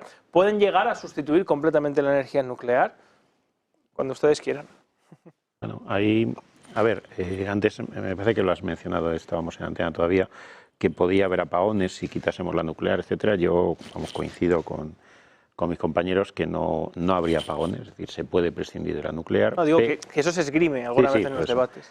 Pero en España, efectivamente, el sistema eléctrico es muy fuerte. Lo que pasa es que tendríamos que empezar a consumir, lo más inmediato sería gas, ¿no? De hecho, como decía al principio, si uno mira el PNIEC, tanto el anterior como el borrador, o sea, como el que tenemos ahora, como el borrador, los 27 gigavatios que tenemos instalados de ciclos combinados nunca se han movido en ninguna de las diferentes propuestas, ¿no? Y ahora mismo que están operando pocas horas y las eléctricas, pues en algunos casos, Naturgy, etcétera, han pedido cerrarlos, el gobierno no les deja. No les deja porque sabe que ese es un respaldo que probablemente tendrá que activar, ¿no? Y están en la, perdón, igual nos desviamos un poco, pero están en la misma alternativa, no sé si sería una alternativa, pero están en la misma situación las centrales térmicas que tenemos todavía en España operando, sobre todo en el norte. A ver, es que las emisiones que tenemos en un ciclo combinado y en una central de carbón no tienen nada que ver, o sea, es de 3 a 1, es decir, una central de carbón puedes estar hablando de alrededor de cerca de 1000 gramos por kilovatio hora eléctrico y en un ciclo combinado estás en 340. En España no queda casi carbón ya operando, solo quedan una o dos centrales, ¿no? Eso es, queda poco, se va reduciendo y además a mí me en Asturias tenemos alguna, ¿eh? Queda una en Gijón, si no me equivoco. En Mieres. Y otra en Mieres, pero la de Mieres se cierra ya en breve. Y además luego tienen otro problema, y es que no se pueden utilizar como se están usando los ciclos combinados, que es para entrar y salir rápidamente. Es decir, una central térmica de carbón tiene unas inercias más lentas, le cuestaría más hacer el servicio que están entregando las de gas. Otra cosa es que las de gas, las que hacen en otros países ese servicio de arrancar para lo que se llama periodos de punta, se hacen con una turbina de gas sola, no con un ciclo combinado. Entonces el ciclo combinado tiene la ventaja de que el rendimiento es mejor, pero no permite esa facilidad. Entonces, si os acordáis, cuando estaba el tema este de la excepción ibérica y durante la primera semana se vieron que los precios se habían desbordado, era básicamente porque las centrales de ciclo combinado no entraban como tal centrales de ciclo combinado, sino que básicamente entraban solo con turbina de gas y el rendimiento ahí se desploma, ¿no? Quiero decir con esto que emitiríamos más y además habría precios más caros. Y luego el otro tema sobre las demás alternativas es que hay una métrica que se utiliza mucho en economía y en ingeniería energética, que es el LECO, el coste normalizado de generación, o el coste de producción de energía eléctrica, ¿no? Que incluye tanto la inversión, la operación y mantenimiento y el combustible, ¿no? Entonces, ese LECOE se refiere a esa central operando las horas que técnicamente pueda operar. No tiene en cuenta, por ejemplo, pues si no puede entrar en el mercado, como decíamos antes, o no tiene en cuenta los costes que alguna tecnología pueda tener adicionales. Por ejemplo, si queremos ir a un escenario de 100% renovables, ¿se puede hacer? Sí, pero hace falta crear almacenamientos a gran escala y de larga duración, hace falta dotar de sistemas que sean capaces de garantizar sincronismo en la red, que técnicamente existen, pero hace falta añadirlos, con lo cual no te puedes quedar en los menos de 30 euros megavatio hora, que puede ser un parque eólico muy grande, una fotovoltaica muy grande, sino que le tienes que sumar todo lo que lleva acompañado. Entonces, a la hora de comparar tecnologías, no puedes comparar solo ese precio, sino que tienes que comparar lo que se llama el coste del sistema. Una serie de cosas que necesitas para que todo funcione como estamos acostumbrados a que funcione. Sí, has dado un punto importante que es efectivamente que costaría dar lo que se llama firmeza al sistema con renovables y algo más, ¿no? A día de hoy existen tecnologías, tenemos baterías que hace unos años la gente no se lo quería, pero ahí tenemos baterías gigantes, como las del coche, pero que ocupan contenedores y que se utilizan. Tenemos zonas como, por ejemplo, en Estados Unidos, en California o en Texas, buena parte de la electricidad que se está generando en horas centrales del día, en esos momentos en los que el sol genera mucho y que no hay manera de almacenarlo, pues en California y en Texas ya están almacenando ese pico de generación y lo que hacen es estar desplazándolo para el momento de la noche, que es cuando baja el sol, y ahí las baterías vierten, que es también cuando normalmente o tradicionalmente se ha consumido más gas, por lo cual los precios son más altos. Esa alternativa existe y funciona, digamos, en el rango de 4 o 6 horas y está en crecimiento. En España tenemos pocos sistemas al respecto y estamos a la expectativa de que haya una normativa que incentive las baterías. Aparte de las baterías tenemos embalses que digamos que funcionan en 2 alturas, que efectivamente permiten almacenar agua en altura y bombear en los momentos en los que no haya... O sea, tú cuando tienes mucha electricidad, cuando te sobra energía solar o energía eólica, utilizas eso para bombear el agua, subirlo arriba, y cuando no hay sol o eólica o los precios son mejores, dejas que ese agua baje y genere electricidad, bueno, pues limpia, ¿no? Esa tecnología existe. El tema es que para poder, digamos, reemplazar todo el gas y toda la nuclear, habría que desarrollar muchos sistemas, tanto de baterías como de embalses. A día de hoy hay unos 10, 14 gigavatios presentados en red eléctrica en baterías, que es bastante, y en temas de almacenamientos de agua también hay una cifra similar. El tema es que los plazos de desarrollo, sobre todo de los embalses, son lentos y falta todavía una normativa, digamos, que dé un poco de estabilidad a esos sistemas, tanto de baterías como de embalses. Y de hecho, y digo que de hecho hace falta un marco regulatorio que, como dices tú, que lo incentive. Es decir, a día de hoy no sale rentable el jugar con que compro cuando la energía eléctrica es barata y la vendo cuando es cara, lo que se llama técnicamente arbitraje. Hoy por hoy las cuentas no salen con eso, pero bueno, irá evolucionando el mercado. Efectivamente. En otros países ya funciona, como citaba, en Texas, Estados Unidos, en Alemania está pasando, en Reino Unido está habiendo mucho almacenamiento. La tecnología existe, es más, las baterías a día de hoy se utilizan para almacenar 4 o 6 horas de electricidad. Ya está hablando de 10, 12 horas, con lo cual llegaría un momento en el que se podría, de alguna manera, en los momentos en los que no hay sol y agua, poder utilizar esas baterías, y es una cuestión de reducción de costes, sobre todo esta tecnología que está bajando muy rápido también. Has dicho antes, Alejandro, que no habría tarta para todos. ¿A qué te referías exactamente con esto? A ver, básicamente está pasando este O sea, año... ¿no se podría sustituir la nuclear con las renovables? No, que no hay demandas. No hay Se refiere a demanda. que no hay demanda. No, a día de hoy tenemos una demanda bastante plana respecto a otros años. La demanda no ha aumentado mucho, está aumentando un 1%. Pero este año ha pasado una cosa que no había pasado antes. A partir de marzo, de repente los precios de la generación, los precios digamos, del mercado, se desplomaron. ¿Qué había? Había llovido mucho, teníamos bastante generación solar y eólica nueva, y encima estaba entrando todo a la vez. ¿Qué pasa? Que nos encontramos con precios, nos íbamos a encontrar por primera vez en España con precios negativos, precios por debajo de cero. ¿Esto qué supone? Pues que efectivamente los que están operando, digamos, con cargas de precio, los que van al mercado y quieren obtener ese precio, obtienen cero. Esto de alguna manera le está limitando la rentabilidad tanto de las nucleares como de las centrales renovables. Esto se pensó que era una cosa puntual, pero se ha visto que... La lluvia influye en esto. Claro, porque tienes que desembalsar. Este año empezó a llover en septiembre, el año pasado en octubre, ha llovido mucho, con lo cual había mucho agua, y ese agua llega a un punto en el que tienes que soltarla. Pero si llueve menos, ganan más dinero. Si llueve menos, no.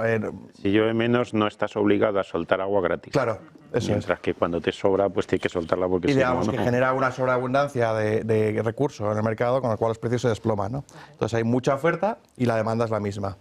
Entonces, esto ha pasado durante unos meses y se ha visto que ha llegado hasta prácticamente junio, 3 meses, ¿no? Entonces, esto es algo que si yo desde hace 15 años que lo llevo viendo hablar, que se llama canibalización de precios, que es como las propias tecnologías, según van bajando de coste y según van entrando todas a la vez, y hay muchas, compiten por ese pastel, con lo cual los precios se van a cero. Y eso genera que efectivamente ese pastel, al final hay más que quieren ese pastel, pero obtienen menos precios y daña a unos y a otros, ¿no? En ese sentido, ahora mismo se está viendo qué va a pasar, pero es probable que suponga que haya una ralentización en la nueva penetración de renovables, en la nueva instalación de renovables, que cada vez digamos, los desarrolladores, los propietarios de los proyectos de solar y eólica tengan más dudas respecto a los ingresos que van a tener, pero también puede suponer que haya operadores de plantas nucleares que digan, pues es que ya no me interesa seguir operando con estos costes. Y está pasando, yo creo. Y lo ideal sería que los inversores se movieran hacia el almacenamiento, aprovechando precisamente eso. Y yo creo que buena parte de esos Pues recursos sería un tienen que poco ir lo al oportuno, almacenamiento, claro. porque permitiría que en esas horas en las que hay mucha oferta, pudieras coger y decir, bueno, pues ahora lo consumo en este otro momento. Bueno, se supone que con el tema de las renovables lo que se buscaba un poco era que los propios usuarios instalaran células fotovoltaicas y tal, y vertieran a la red, ¿no? Incluso se utilizara la propia capacidad de almacenar del propio usuario. Sí, pero fíjate que eso es un poco culpable también de lo que está pasando. Es decir, el problema del autoconsumo a pequeña escala es que no está bien medido, inexplicablemente, pero no lo está. Entonces ahora, aparte de que haya poca demanda, también es verdad que hay una parte fantasma no demasiado cuantificada que también es autoconsumo. Y además otro problema que tiene el autoconsumo es que, lógicamente, se le ha permitido, como esa pequeña escala, Red Eléctrica no le dice ahora no produces, sino que todo lo que produces, si tú no lo consumes, va al mercado. Y de hecho está canibalizando a los otros, impidiendo que otros entren, porque esos entran sin control. Es decir, hay unas restricciones técnicas que Red Eléctrica te dice, tú ahora no entras, no, tú viertes y ya está. Entonces, claro, si tú tienes autoconsumo, los hay de vertido cero, los hay con almacenamiento, que dices, oye, yo no quiero tirar nada, lo que yo no esté utilizando me lo guardo y lo utilizo por la noche. Eso perfecto.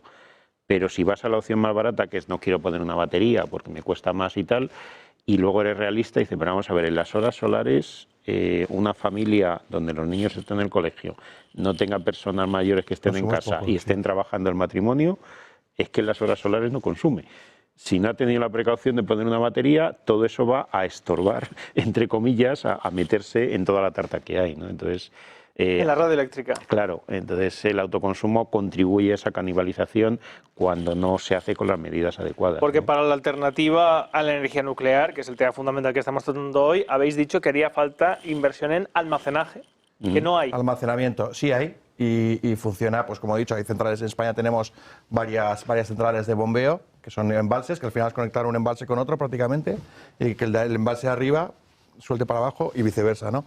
Y luego empieza a haber ya sistemas de baterías que está viendo ya varios pilotos. Recientemente ha habido una convocatoria del IDAE que ha aprobado pues alrededor de 1000 megavatios en proyectos de almacenamiento, pero que son como pioneros en este caso.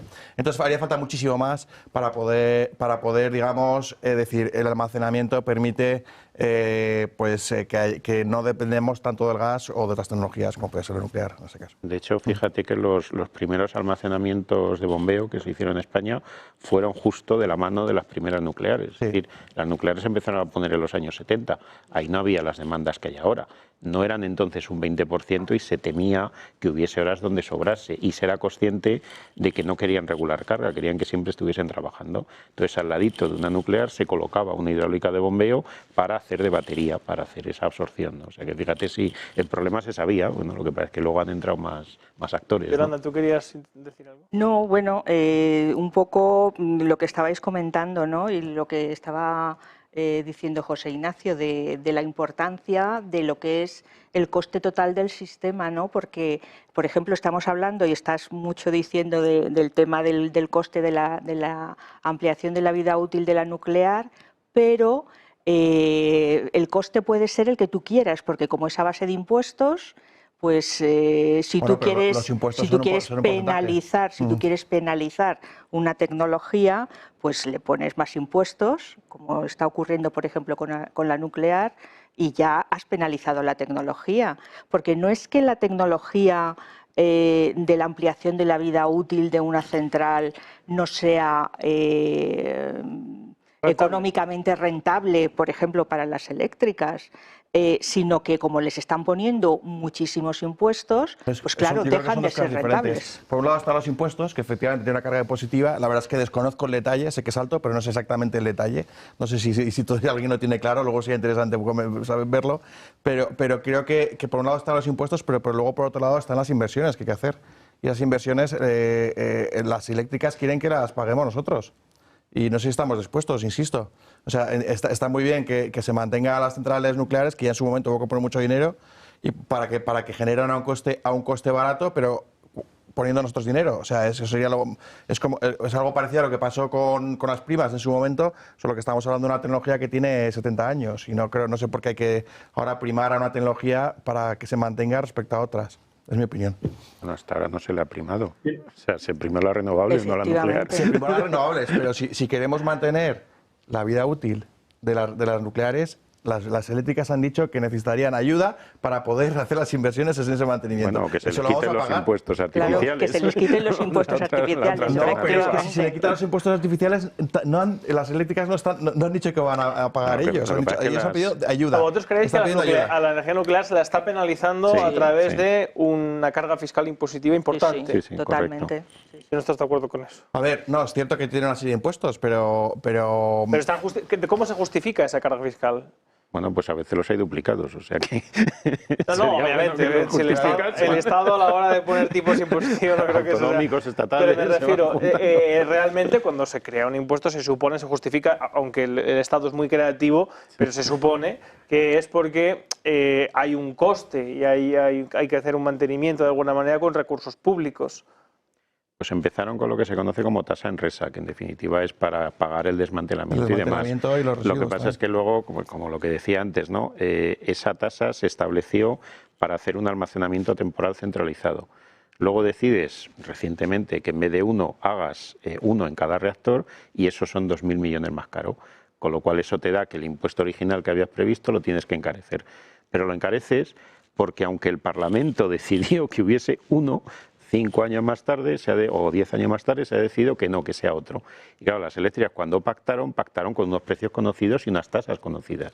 Si luego se las cambias, y luego también hay que tener en cuenta, desde el punto de vista de las eléctricas, primero, que una instalación nuclear es una instalación muy intensiva en capital, pero también muy intensiva en recurso humano. Que eso, bueno, pues tiene una serie de costes laborales, etcétera, que ya sabemos lo que pasa. Y luego además que España no es un ejemplo de regulación estable.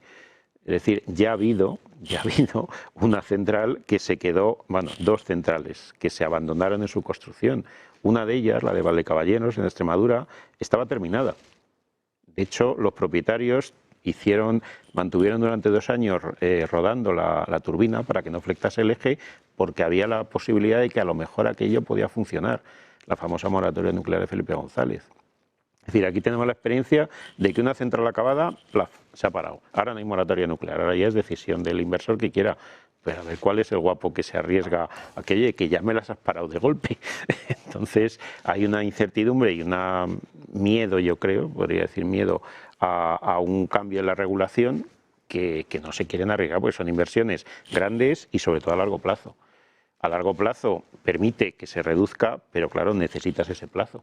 Si te lo van a cortar en medio, y es verdad que las que se cortaron se estuvo pagando con la factura, se estuvo pagando se pagó hasta el año 2016. Claro, pero es verdad que una empresa... Lo pagamos todos también, ¿eh? Claro, pero es verdad que una empresa invierte, o sea, arriesga para entrar al mercado, no para que le pagues una tasa fija. Entonces, bueno, pues... Ese desmantelamiento se pagó con una tasa que estaba con cargo a la factura eléctrica y estuvo pagando efectivamente hasta el año 2016. Entonces por la decisión política lo pagamos todos. La moratoria la pagamos todos y las nucleares salieron perdiendo. Bueno, pues decisiones políticas que... Sí. Lo que pasa es que ahora yo creo que estamos en un punto en el que hay que mirar hacia adelante. ¿O qué hacemos ahora? Sí, ¿no? sí, no, por supuesto, pero que la experiencia se tiene. Entonces, claro, hay una cierta temor, yo creo. Lógico, también que lógico. dices, oye, También ha pasado con las renovables, ¿eh? Claro, ¿dónde me voy a meter? O el impuesto al sol. Es decir, pues he dicho, no he dicho antinuclear, es las indecisiones regulatorias. Sí. Víctor, ¿tú querías intervenir? Sí, yo un poco lo que quería comentar respondiendo a la pregunta de si es posible sustituir la energía nuclear, como ya habéis demostrado, sí que es posible y además técnicamente pues ya es una realidad sin cortes en el suministro. Lo que pasa es que me ha parecido muy interesante el debate porque decíais que una vez demostrado que sí que es posible, lo que tenemos que mirar es si es económicamente viable y luego el tema de medioambientalmente aceptable, ¿no? Con lo que hemos comentado de las centrales de carbón o de gas, etcétera, etcétera, ¿no? Entonces, bueno, sí, es una posición que tenemos que decidir como sociedad, ¿no? Visto que esto es posible y se ha dado, por ejemplo, en Alemania, es verdad que ha subido un poco el tema del consumo del carbón, pero va a volver a bajar, etcétera, etcétera, pues, ¿qué podemos hacer, ¿no? El tema de los impuestos, pues sí, es verdad que ya sabemos todos los gobiernos que hay de todos los colores y penalizan una energía, penalizan a otra. Es verdad que el sistema marginal que existe, pues también ha producido beneficios a las centrales nucleares que han cobrado los precios de la energía del gas, y también es verdad que hubo cambios legislativos pues de pequeños inversionistas, no de grandes empresas productoras de los costes que estabais hablando de las centrales nucleares, que se cambió la ley y no podían vender energía al sistema, ¿no? Con lo cual también hubo muchos inversores pequeños pues que se pillaron los dedos, ¿no? Como comúnmente se dice, ¿no? Entonces yo pienso que es muy interesante porque ¿por qué no podemos evolucionar hacia otras tecnologías que estabais comentando, ¿no? El tema de las baterías, que es verdad que los experimentos que se están haciendo pues son en pequeñas poblaciones ahora o producciones pequeñas, pero también es verdad que hace más de 20 años pues había un 1 o un 2% de producción de energía eléctrica, ¿no? Entonces lo que tenemos que ver es a largo plazo pues cómo evoluciona eso, ¿no? También estando de acuerdo con lo que decía Yolanda sobre el tema de los materiales críticos, los costes y el tema de la demanda futura, porque no hemos hablado, pero a mí me parece también un tema muy interesante. Es verdad que ahora la demanda está plana, pero tarde o temprano el tema del vehículo eléctrico pues también va a crecer de manera exponencial y ahí habrá una demanda mucho más alta a nivel de consumo eléctrico con una reducción de gasolina y de gasoil. Y entonces, ¿cómo seremos capaces de poder afrontar ese tema? Porque parece que por un lado se está promocionando mucho el uso de vehículos eléctricos, pero no se está, digamos, considerando esa producción cómo va a venir, ¿no? Por lo tanto, pues creo que hay muchas cartas, muchos aspectos encima de la mesa y no es una decisión única de que nuclear sí, nuclear no, como hemos visto hasta ahora, ¿no? Pues has dicho cosas muy interesantes, Víctor, sobre todo con el tema del coche eléctrico, porque es verdad que en Europa se ha dicho que vamos a ir al coche eléctrico y parece que quien nos va a proveer de esos coches eléctricos, pues finalmente va a ser China. Perdona, Yolanda, que querías apuntar tú algo. No, da lo mismo, porque yo una idea que, por ejemplo, aquí se está hablando mucho sobre la energía nuclear, pero es que, claro, la opción, como decías tú, ¿qué opción tenemos? Alternativa. Las alternativas a la energía nuclear. Es que para mí descarbonizar el sistema es desgasificar el sistema. Y sin embargo aquí estamos dando por bueno que si cerramos la nuclear lo que vamos a mantener es el gas. Y luego con el problema geopolítico también que tenemos con el tema del gas, con las relaciones con Argelia, Ya no tenemos gas de Marruecos, tenemos que estar trayendo el gas de Estados Unidos, un gas de fracking además. Bueno, pues que ahí también tenemos otro debate importante, Lo que ¿no? pasa es que nos planteamos, Yolanda, planteamos el debate como si fuera ahora todo de todo a nada. Y realmente no necesitamos pasar a consumir todo con gas de golpe. O sea, esto debería ser una transición más o menos ordenada. Si se decide que se van a cerrar las nucleares, en su caso, ¿no? Y yo personalmente, a mí no me gustaría que optáramos por tener gas como alternativa. Claro. Y mientras tanto, pues... ¿Tú cuál crees que sería la mejor alternativa? Personalmente, a ver, yo creo que hay que apostar por... ¿Las renovables? Renovables, almacenamiento y otro tema que ha citado Víctor muy interesante, que es aumentar el consumo, aumentar la demanda. Para aumentar la demanda, ¿qué tenemos que hacer? Atraer industria o reactivar industria que tenemos para dar, industria electrointensiva, tipo centrales de aluminio, acero, etcétera. Centros de datos y de procesamiento de datos, de inteligencia artificial, etcétera, que consumen muchísima energía y que están viendo a España que de repente... Antes citábamos que podía ser una mala noticia lo de los precios bajos, pero para esta gente es una buena noticia, es una oportunidad. Están viendo a España como un destino atractivo. ¿Por qué? Porque los precios han bajado y encima con una huella de carbono bastante baja, ¿no? Entonces, ¿eso puede conllevar problemas de suministro como Kazajistán pasó en su día? ¿Qué pasó en Kazajistán, perdona? Con el tema de las minerías de Bitcoin, las granjas de minería de Bitcoin. Bueno, sí, efectivamente. Es que consumen una barbaridad, como tú sabes. Son sistemas que tienen que estar constantemente refrigerados, funcionando 24 horas y además el crecimiento es exponencial. Entonces, las grandes, tanto los que hacen minería de criptomonedas como los que gestionan grandes centros de procesamiento de datos para inteligencia artificial o para el sistema de IT, para lo que es el sector del IT, están buscando sitios donde la electricidad sea barata y que haya ubicaciones tipo espacio, costes de la inversión baja, etcétera. Ahí yo creo que España tiene una oportunidad muy buena y creo que habría que apostar por eso, por incrementar esa demanda, precisamente para también aprovechar estos costes bajos que tenemos y bueno, pues de alguna manera tenemos este sol, este viento y tenemos electricidad barata y limpia. Yo creo que sería una buena noticia que deberíamos aprovechar y que vinieran a invertir aquí, ¿no? Voy a lanzar la última pregunta del debate de hoy, pero mientras nos responden los invitados, para que al final puedan responder alguna pregunta, ya leo sus comentarios, sus preguntas, dejen en el chat la pregunta que quieran formular para el debate de hoy, alguno de los invitados sobre alguno de los temas que han tratado y al final, pues antes de despedir, leeremos alguna. Pueden ir dejándolo ya en el chat del directo. La última pregunta que voy a lanzar esta noche es: ¿estamos preparados realmente en Europa para dar este paso y dejar la energía nuclear? Y sobre todo, ¿esta decisión, si se implementara, tiene tintes políticos con intereses económicos detrás? Y es que creo que en Europa la orientación va al contrario, ¿no? Es decir, quitando Alemania y España, que son los que hasta el momento se han decantado por dejarla claramente, de una manera ordenada. Bueno, Alemania ya la ha dejado y España de una manera ordenada. Los demás están resurgiendo a nivel nuclear, ¿no? Incluso en Japón, que se comentaba antes, pues es verdad que inmediatamente después de Fukushima no lo veía claro, lo paró todo, etcétera, pero ya ha vuelto otra vez, ¿no? La situación en Japón es muy crítica, es una isla energética y una isla geográfica, tiene grandes problemas, tiene muy poquitos recursos y ahí lo ven como una solución, ¿no? Entonces yo creo que una prueba de ello también es en la última COP, ha sido la única COP, la COP28, en la que es verdad que no de forma unánime, pero muchos países se han decantado pronucleares sin que eso signifique que renieguen de las renovables, sino simplemente incluirla dentro de las soluciones, ¿no?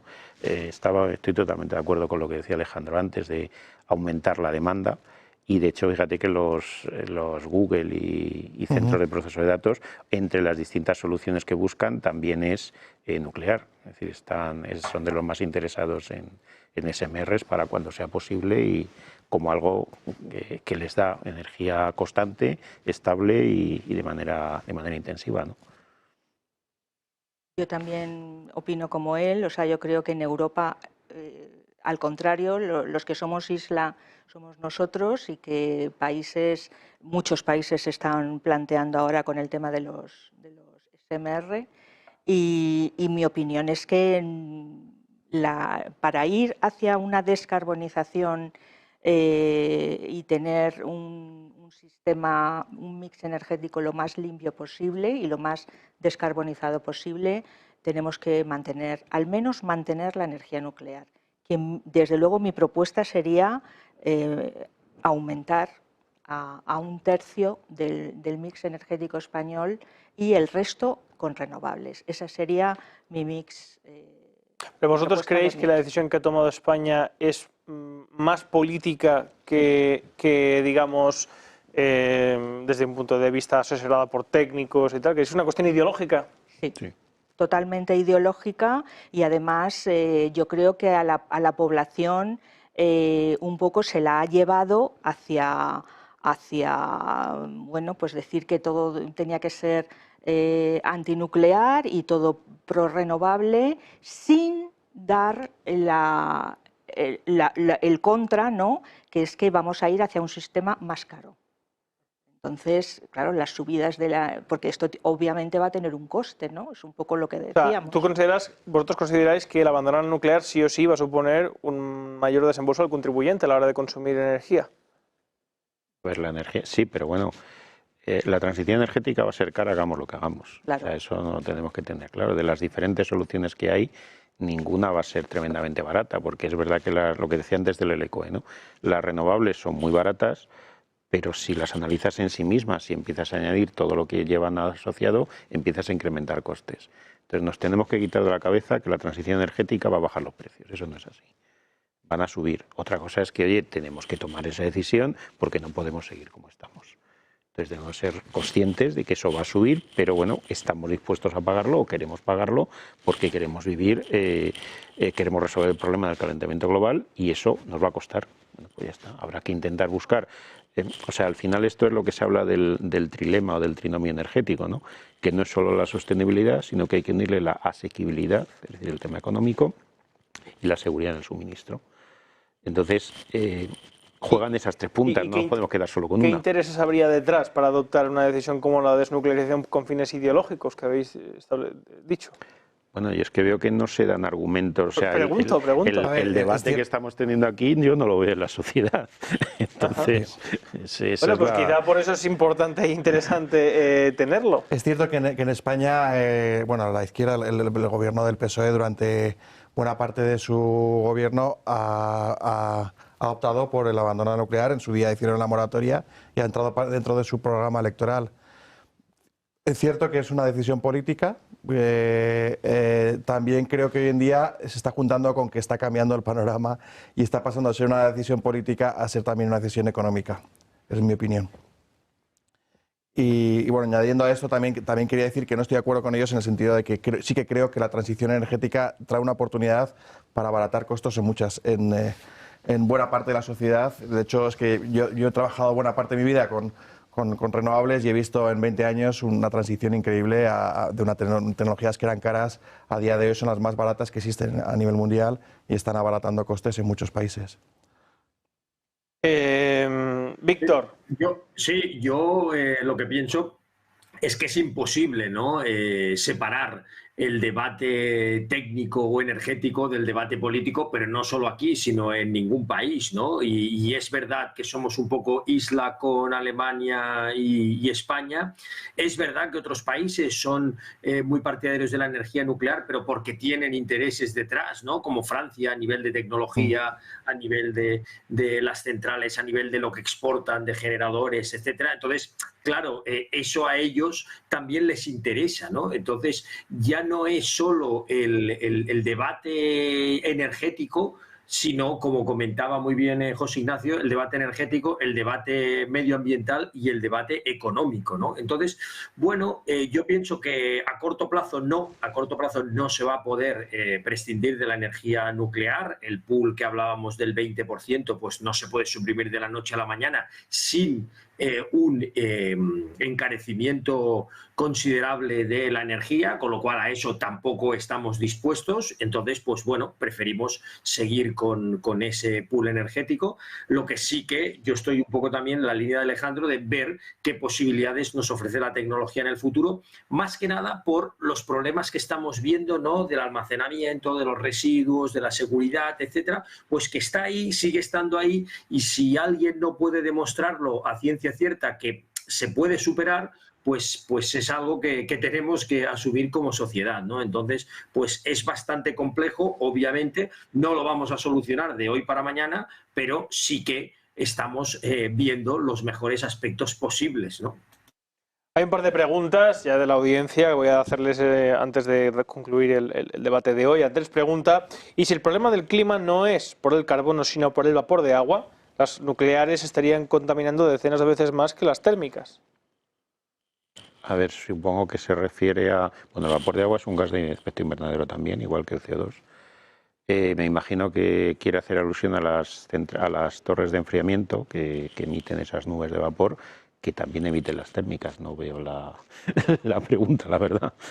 Bueno, y también Albert de la Fuente dice, Francia siempre nos ha limitado el acceso al mercado eléctrico europeo. Quizá al convertirnos en isla energética saquemos mejor beneficio.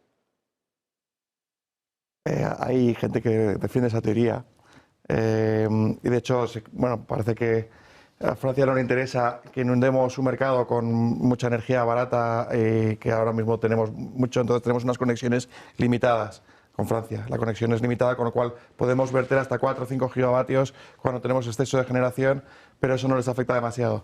El tema es que se está planteando ahora, parece que va a ir una línea nueva que va a llegar. Y a Francia, pues en cierto modo no le interesa porque los sistemas son muy diferentes y tendrían que aceptar también. Bueno, en un momento dado le puede interesar recibir energía barata y venderla a otros países, pero sí que ellos quieren operar como isla energética precisamente porque está el 70% de su generación es nuclear, que es muy diferente a la de otros países. No lo sé, ¿qué opináis? No, yo creo que Francia, efectivamente, ellos quieren ser el centro europeo de producción nuclear y venta a todos los demás y no quieren una competencia desde España y eso está frenando siempre las interconexiones, que estamos siempre hablando de las interconexiones con Francia, ¿no? Sí. No solamente eléctricas, sino cuando hablábamos del gasoducto también, del hidroducto, etcétera, ¿no? Entonces, De hecho, lo que decíamos de la canibalización se podría resolver si pudiésemos enviar energía al otro lado, pero hay como que no decir podemos... que también vendemos a Portugal y a Marruecos, no solo a Sí, Francia. pero mucho menos. Bueno, pues hasta aquí el debate de hoy. Antes de despedir a los invitados, me gustaría que dieran un minuto de conclusión cada uno para exponer de manera sucinta su punto de vista al final, para redondear el debate de hoy y dar una clave cada uno al espectador sobre el tema de la energía nuclear, que a pesar de que es cierto, quizás no sea un debate tan extendido políticamente o que genere tantas pasiones o se esgrima, sí que es clave y fundamental en el aspecto energético, que es, como sabéis, la llave del siglo XXI por la cual están apostando todos los países. Así que cuando queráis, cada uno. Pues yo lo resumiría un poco en la neutralidad tecnológica, es decir, el crear un debate con conocimiento técnico, teniendo en cuenta las opiniones técnicas, siendo conscientes de que la transición energética no tiene solución única y que, desde mi punto de vista, dentro de ese mix centrados en generación eléctrica, la nuclear tiene su papel. No debe de ser única, hegemónica, pero sí debe ser tenida en cuenta porque es una ayuda firme hacia la descarbonización. yo creo que es una energía limpia.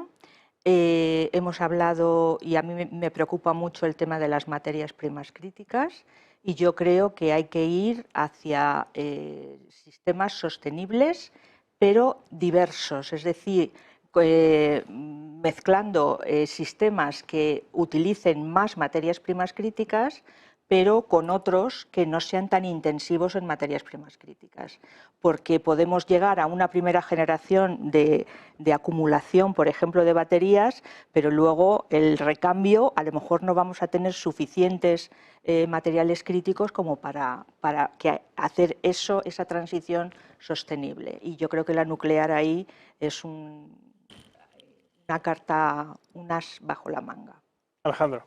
Sí, bueno, la nuclear no va a desaparecer en los próximos años de Europa, está claro, va a seguir habiendo centrales nucleares por muchos años. En España estamos por ver, parece que la decisión está un poco tomada y por parte del gobierno y bueno, ahí hasta el 2035 las cosas pueden cambiar. Personalmente yo haría una apuesta fuerte por las renovables y por nuevas tecnologías que pudieran de alguna manera llegar, no ahora, sino en unos años, a permitir tener un sistema principalmente renovable y reducir sobre todo el tema de los gases. Y además, bueno, creo que España tiene sobre todo una oportunidad fantástica para ser la locomotora de Europa en cuanto a tener energía eléctrica limpia, competitiva y atraer un montón de fuentes de riqueza y de inversión. Víctor. Pues coincido con todos los ponentes, ¿no? Es decir, no podemos eliminar la energía nuclear hoy siendo una energía que aporta un 20% al pool energético y no queriendo asumir unos costes excesivos. Yo también pienso que España es un país que puede ser un centro tanto pionero como de producción de energías renovables, mucho más de lo que es ahora. Tenemos muchas horas de sol, podemos aprovechar más los parques eólicos, etcétera, y tendremos que plantearnos como sociedad qué es lo que queremos para los próximos años para que estas generaciones y las siguientes superen tanto el problema de la descarbonización como el problema de la seguridad y de los residuos energéticos. Residuos nucleares, perdón. Bueno, pues hasta aquí el debate de hoy. Muchas gracias a nuestros invitados por haber estado esta noche con nosotros. Yolanda, gracias por venir. José Ignacio, muchas gracias por estar esta noche con nosotros. Víctor, gracias también por haberte podido conectar y haber colaborado y aportado tu punto de vista esta noche al debate. Alejandro, gracias por haber estado esta noche con nosotros. Y a todos ustedes les emplazo el próximo lunes al programa de Origen que tendremos también, como siempre, en directo a partir de las 10:15. Hablaremos sobre Marruecos. Marruecos, inmigración, energía, Ceuta, Melilla, Canarias. Marruecos, aliado o potencial enemigo. El próximo lunes a las 10 en directo en Origen.